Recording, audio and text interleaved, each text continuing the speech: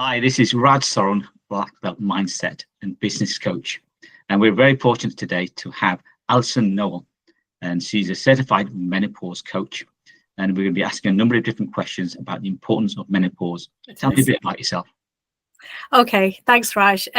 So yes, I was senior level within the charity sector, and after having cancer treatment, went into postmenopausal symptoms overnight and didn't realize the difference, because even though I've got a science degree in biochemistry and then information management masters, and just having resource, I found if I'm not managing, then there'll be lots of people struggling. So it's very much a case of wanting to improve the lives of others. So I went for certification. So yes, I cover menopause. I do the whole reproductive health journey because I think they're all connected.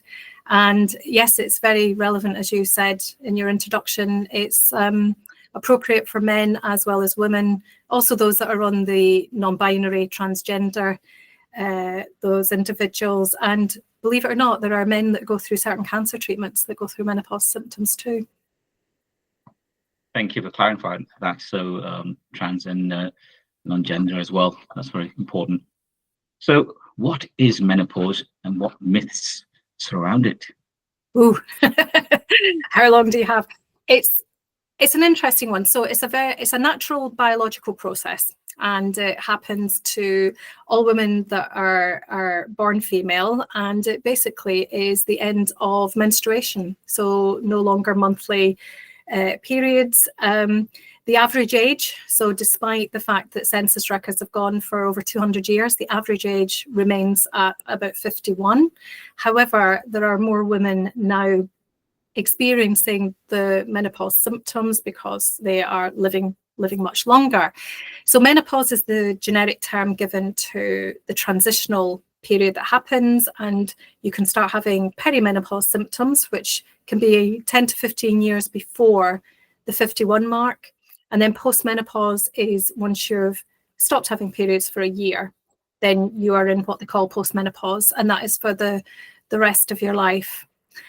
Myths, I think, is such an interesting one, and I still am surprised at some of the myths that are still out there. So I think the first one is that it's such a normal process that everybody knows about it and everybody knows what to expect with it. I don't think that is the case. I think there is a lot of ignorance out there, and I think a lot of people can be caught out. So whether you're in an organization and you're managing teams, or you've got colleagues, somebody could be going through a lot of symptoms which is impacting on their work and their life, and they don't feel they've got anyone to talk to or any support out there. So the idea that it's just this natural, normal process, and you have a few symptoms, and they don't appreciate that it can actually last many years. So why this happens is women as a whole go through a monthly cycle. And then what happens as you start going into perimenopause is the hormones that are in the normal monthly cycle start fluctuating. And as you can imagine, that every fluctuation that happens, the permutations with that cause different symptoms and different severity. So that leads on to probably another myth will be that because it's so natural and normal, that it's not a big deal. Women should just get on with it. Well, the reality is 3/4 actually go through symptoms, and sometimes there's up to about 15% are so severe that it seriously impacts on their work and their life. So, you know, when you've got a workforce, for example, that really starts to impact whether it's sick days, whether it's productivity, retention. That's such a big issue. So it does really impact a lot. I think that's interesting. Yeah. Because, you know, the impact it has in the workplace. Yes. It's quite important because I know that it's only in recent years menopause is talked about in HR, and you know, it's a legal status that you have to offer support and advice, I understand. So tell me a bit about that. So you're probably referring to the Equality Act, which came in 2010, and I'm sure you're well aware that there was a number of different discrimination type legislation that came into one bill, because you know, a lot of these protected characteristics, they all overlap. So with menopause and anything that is linked with, it's part of the age side of discrimination. And really, in essence, what the Equality Act is doing is saying that somebody going through menopause should not be discriminated against. Okay, so that brought in a lot of recommendations as to what should happen. So there should be open conversations, so that somebody going through menopause should be able to talk to somebody that is in line management in an open, professional way. Apart from anything else, there's a lot of women do panic that it's going to impact on their career if they open up. It's a sign of weakness. So it's just changing that that culture within the workplace. Organizations are, you know, compelled to put in sort of what they term reasonable adjustments. So things like maybe a cool place, if that is something that could be helpful. The whole flexible working. I mean, I would extend it to the extent of, you know, the flexible working is making sure somebody can have a reasonable lunch break. So maybe going out for a walk of a lunchtime, you know, that walk, that fresh air, that exercise, it's allowing somebody just to be able to improve their physical and their mental health. And then just time to be able to have that nutritional meal at lunchtime that just will boost those energy levels, because these little healthy habits, they all impact, as you'll know from your work, just to make that difference. You know, I mean, so having a supportive environment is vital, isn't it? And what are the sort of symptoms that menopause brings on, both, you know, the difference in perimenopause and menopause, because there are some overlaps, aren't there? Well, what you tend to do is you talk about perimenopause is when there's the main symptomatic, because that's when the hormones are doing the most fluctuation. The menopause part is when you're going through that time where you haven't had a period, a menstrual bleed for a year. Okay, it's not that things necessarily decline then symptom-wise, and then post-menopause things can actually continue. It just depends on what treatments, what support, what help somebody has had to be able to help them through that whole transitioning time. Symptoms-wise, there can be anything up to about 49 different symptoms. So there's a lot of them that are very well thought of. So the classic one that people can often see is what they call a hot flash. So the brain is impacted. So the hypothalamus in the brain that controls temperature regulation, when you've got the fluctuations, it means that for a lot of women, they can suddenly feel as if they're feeling very, very hot. For other women, they can actually feel very cold. Or, I mean, I had it that I just didn't have any temperature regulation whatsoever, which is quite interesting. And then they range to through the night, having night sweats or regular waking through the night. There can be a loss of libido, so that impacts on relationships linked with that, because with the decline in estrogen, you know, women can start to see a difference in their skin and their hair, but actually it impacts on internal tissue as well. So they can find themselves being very dry vaginally, that whole area can be problematic, having increased UTIs, painful sex. So it really does impact in a lot of ways, but there's so many different symptoms that are talked about or not talked about. It's just, interesting. There's so much. It can be misdiagnosed, can't it? You know, people can get depressed, they get fogginess in their mind, forgetful. So it's not always picked up. Would you say that's the case or not? Or definitely. One of the things that I do when I work with people is I quite often suggest that they keep a journal. And what they do is they look at the impact of their symptoms on their work and their daily life. Because what it will do is it'll highlight that it's not necessarily depression or an anxiety issue, which is a common treatment that GPs will go for. There's actually a lot more there. And actually sometimes looking at things a little bit more holistically or going on to HRT can actually help with a lot of these symptoms. After saying that HRT isn't necessarily a available for everybody, because for some individuals it's not appropriate. Say, for example, they had a estrogen positive cancer, but there is a lot of there needs to be that holistic view, looking at the symptoms and also taking blood tests and urine tests to be able to see what the hormone levels are, and looking at things more from a gynecological point of view than a psychological point of view. I think that's the main thing. So in terms of relationships, whether it's in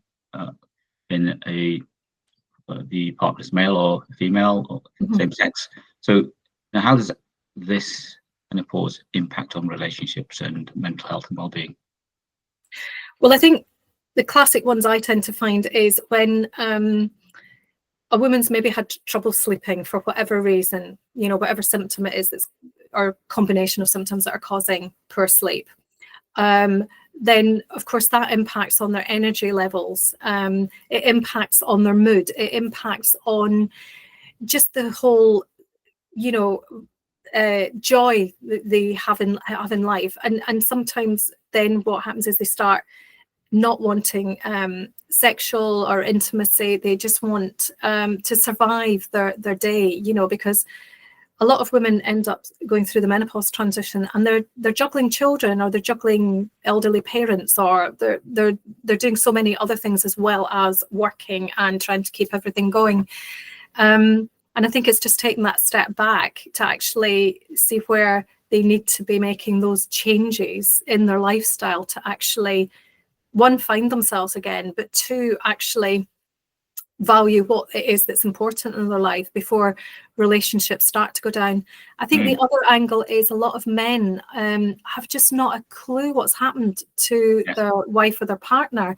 They've known this person very well, and then suddenly not only does the person concerned not recognize themselves, but they don't recognize their partner anymore.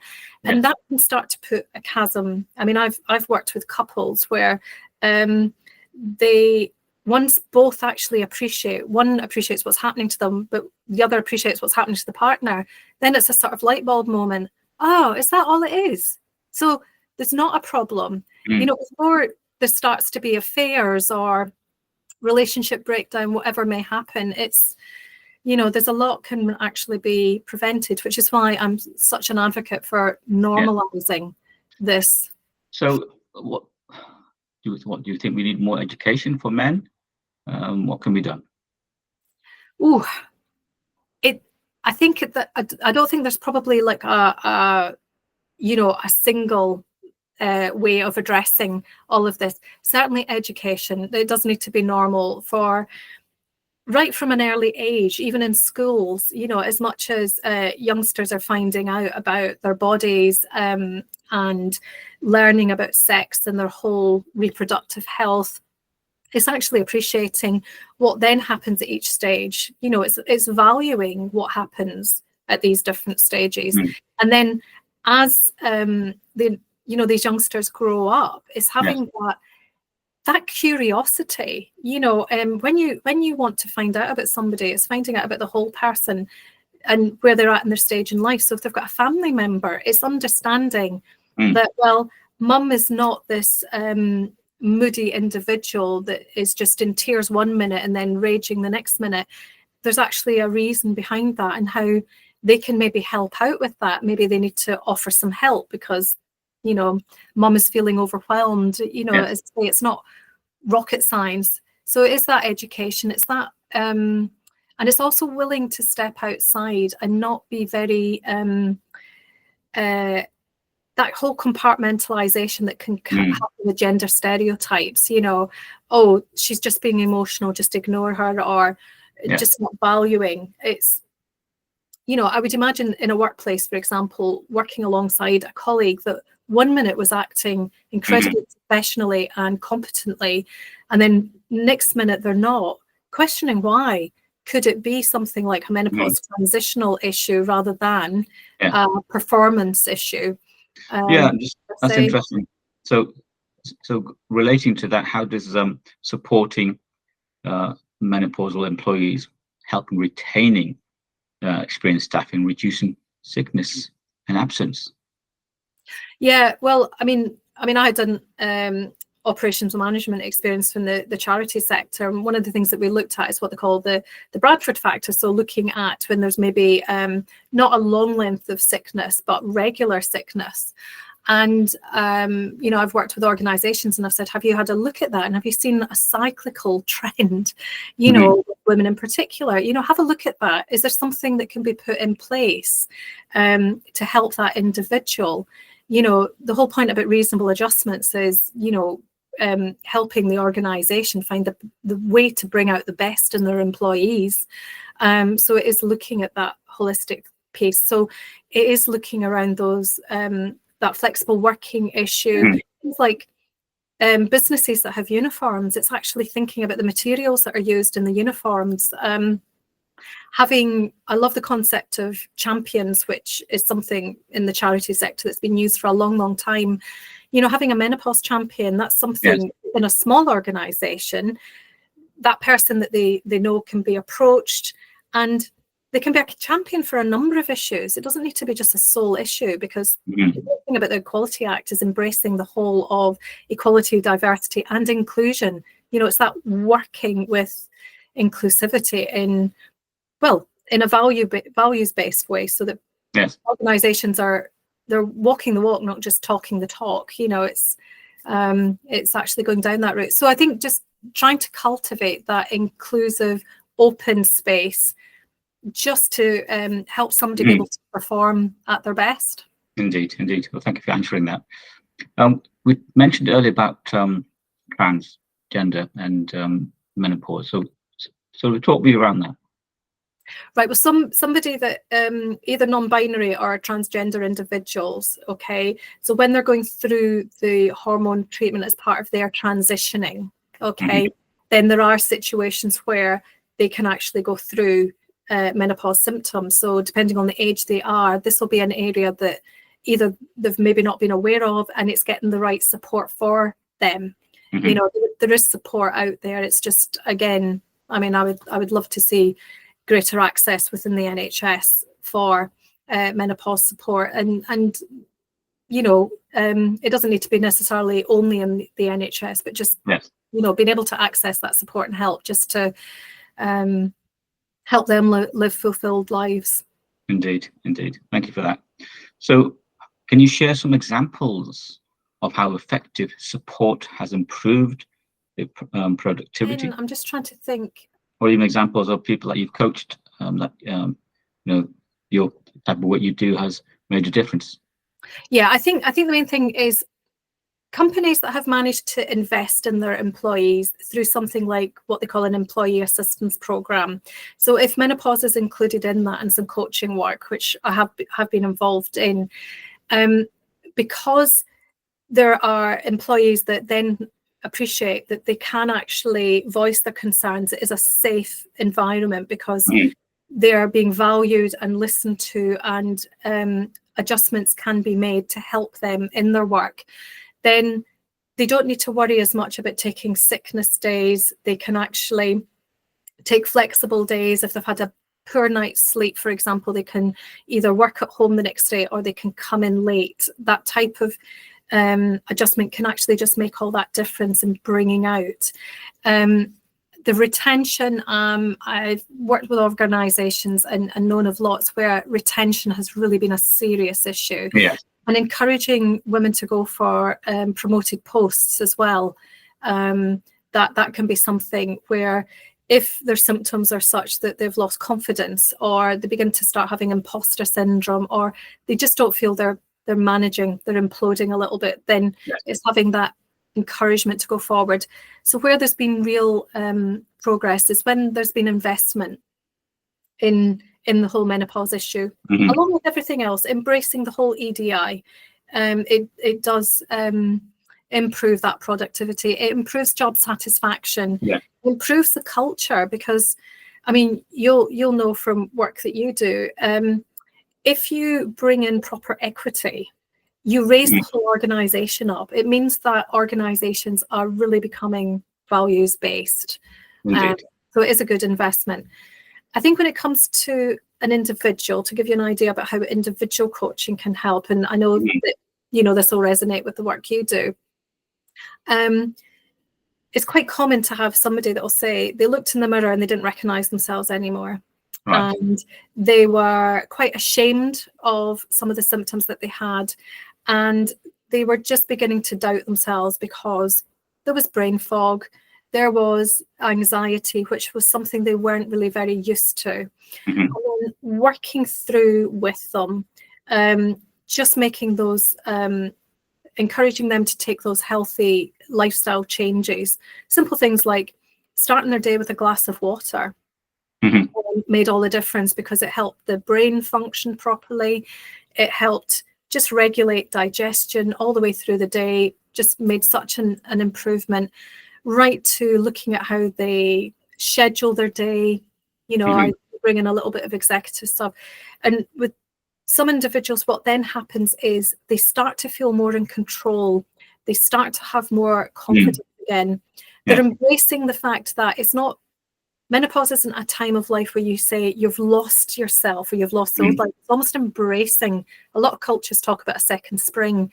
And with quite a number of women that I've worked with, it's really quite exciting to see them actually embracing that time. So there's one lady in particular I can think of, this one that looked in the mirror and said, I don't recognize myself anymore. She then found she was putting in time for herself to boost herself. It wasn't an extravagance. It was self-care and it was an investment. So she'd taken up painting again. And what she found was her whole balance, her whole mood, everything came back into just that range where she felt more in control. Yes. So then what she did was, not only she was in a position, she was considering reducing hours because she couldn't cope. So she was retaining her hours, but then she was going for a promoted position and she did it with confidence because she was actually proud of who she was. She recognized herself now. So that, I think that whole transformational work, and you must have that in your work. Yeah, it's exciting. Indeed. That's great. So that's a great, wonderful success story, making a real difference and transformation for that individual. And it's a really big mindset piece. Self-discovery and mindfulness, and obviously, it's a new road ahead, isn't it? Just to try to adapt. Now, in terms of the role of HRT and there's a program, I understand, Panorama, the menopause industry uncovered on BBC iPlayer. Sort of shed some light on that. I'm glad you've brought that up. So yes, it was a recent Panorama program, and Kirsty Walk was the presenter. What really interested me about it is Kirsty Walk has made it quite public that she's on HRT, and the program at first, it was talking about a lot of supplements that there was no scientific basis for. I took on board a lot of what was said, but I must admit, by the end of the program, I thought, one, this is far too short. You've opened up a proverbial can of worms. And I really was thinking, well, where was the real evidence? Because I didn't feel it was a balanced program. There was almost like a witch hunt of Louise Newson's and Newson Health, which she has been quite pioneering. I think she's probably caused a lot of enemies because she doesn't suffer fools lightly. She has gone hell-bent on trying to transform a lot of different thinking and a lot of sectors. It doesn't take away from the fact there were some ladies who had been prescribed what is above the prescribed limit for estrogen, and that hadn't worked for them. In fact, some of them had some quite serious complications. But what it didn't do was actually talk about things like the lack of access to NHS treatment, the lack of support, the lack of information that is out there. It didn't talk about the scandalous side of a lot of businesses setting up that are actually selling things which the claims aren't there. They did address it in a little bit, but not enough. So I came away thinking, well, that didn't answer anything. And actually, I'm quite cross because it could do a lot of damage from discouraging people in taking HRT, in questioning the levels of estrogen that they're on. Because it's mostly well known that doctors are able to prescribe above limits. I mean, you get it very much in palliative care when it's end of life care, anything along those lines, they go above. But it almost seemed as if it was pushing back rather than pushing us forward. So I have the BBC sometimes. Like some answers. Exactly, some of these programs sometimes it's about creating news and sensationalization of the topic.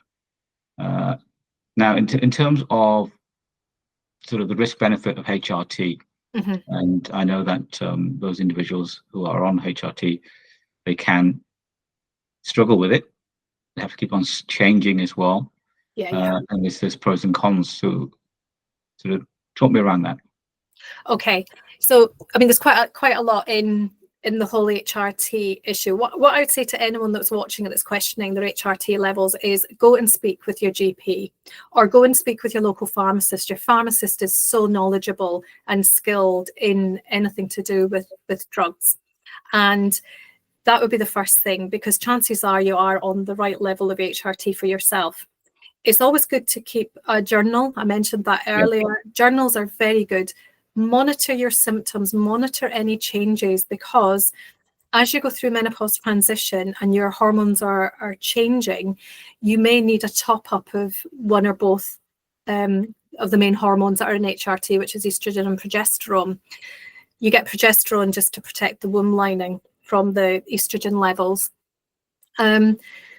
So yes, it is just trying to encourage that, because at the moment that is the best way. Now, it's interesting, there has been a lot of fear mongering about HRT over the years. Yes. In the early days, there were synthetic hormones used, but there again, there's been synthetic hormones used in the contraceptive pill, and there's not been the same outcries.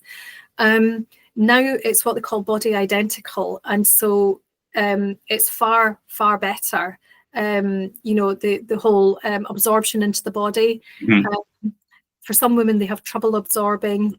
I think the other thing to remember about HRT is not everybody can take HRT, because either it doesn't agree with them, like a lot of women can't take the contraceptive pill because it doesn't agree with them, or they've had a cancer, like myself. I couldn't take HRT because I had an estrogen positive cancer. So that's out there. But that said, there is quite a lot of treatments that can be taken on board if you can't take it. But certainly I'm quite an advocate for making sure you get the right help and support, and often it does involve HRT. So it's something I certainly recommend, because and the link with cancer that was out there, that was part of the fear mongering. They've actually found, because having a science background and information background, I like to be evidence-based. And when you see the evidence that there was for saying there was a link with breast cancer or that type of thing, they've actually shown far more that if you've been on HRT and you develop an estrogen positive cancer, your long-term outcomes are actually far better from being on the treatment. Interesting. So if you've got a history of cancer in the family, you're going to be at higher risk. But it's like with a lot of things, and you'll know this from your work, having information helps you make an informed decision. If you don't have the information, but just getting information, not misinformation or disinformation, and so that you have the right tools to be able to make the decision that's right for you. So I and you're probably the same, I would always signpost somebody to a GP or a pharmacist that is an expert, to be able to really that they can advocate for the right help and treatment for them. And when you say signposting, is there other websites or organizations that people can go to if they don't come to coaches like yourself? Absolutely. And I mean, a lot of coaches like myself, I mean, I've got a free Facebook community group that I don't market into. That is purely a safe, supportive space for anyone to join. What's that called? It's Metamorphose with Ali. But if anybody connects with me, I can certainly make sure that they get signposted to the right place. So there will be support out there. The NHS is a good support. There's the British Menopause Society. Again, there's information and resource there. I think they're probably the key ones, but certainly it's worth checking where the source originates from, and looking for something that is scientifically or medically based, as opposed to there are quite a lot of American sites where they might give lots of information, but actually they're funded by some supplement drug company or whatever, rather than, you know, so it's you know, it's looking for the right. Are there any non pharmaceutical based avenues to explore actual remedies? And yeah, I think for a lot of people that I've worked with, it's making sure hydration and diet is good. Women as a whole have been missold this idea that you should diet and you should lose weight, whereas it's certainly the case that as you get older, it's working with your metabolism and actually boosting your health through your diet. As your hormones fluctuate, your response to insulin changes, so it's really important to really boost your diet. So I tell people they need to eat more, not less. So that is a good one. Exercise is a key one, and I know this is something that you're passionate about. I really push movement regularly through the day. I've worked with numerous women who have just never exercised. They have children, and then they've just decided that they're not exercising or putting the time in, whereas I'm saying no, that is actually critical, because, you know, if you help work with your body, it then works with you and it improves. So these are just, there's lots of simple things out there. Strength training is absolutely essential for women as they get older, because the risk of osteopenia and osteoporosis increases. So that whole idea of, you want to try and prevent falls and you want to be able to pick yourself up afterwards. So, so I know there's a lot of work on looking at exercise and getting muscle mass up to protect your body and your frame as well, isn't it? And the bones, and so risk of falls and you know, fractures, things like that. It's been a really interesting journey. I mean, how do people get hold of you?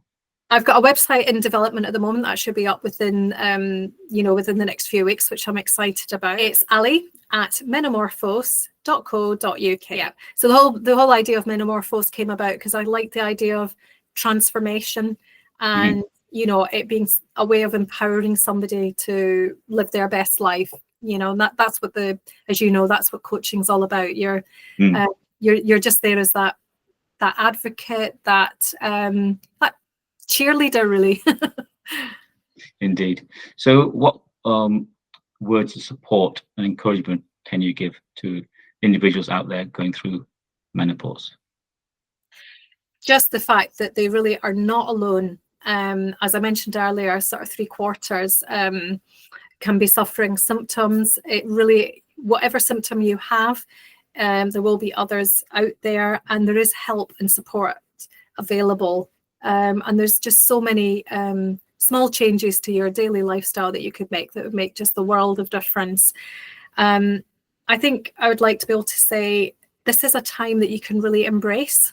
There is something quite amazing about getting to a stage in life where you've got no menstrual periods anymore.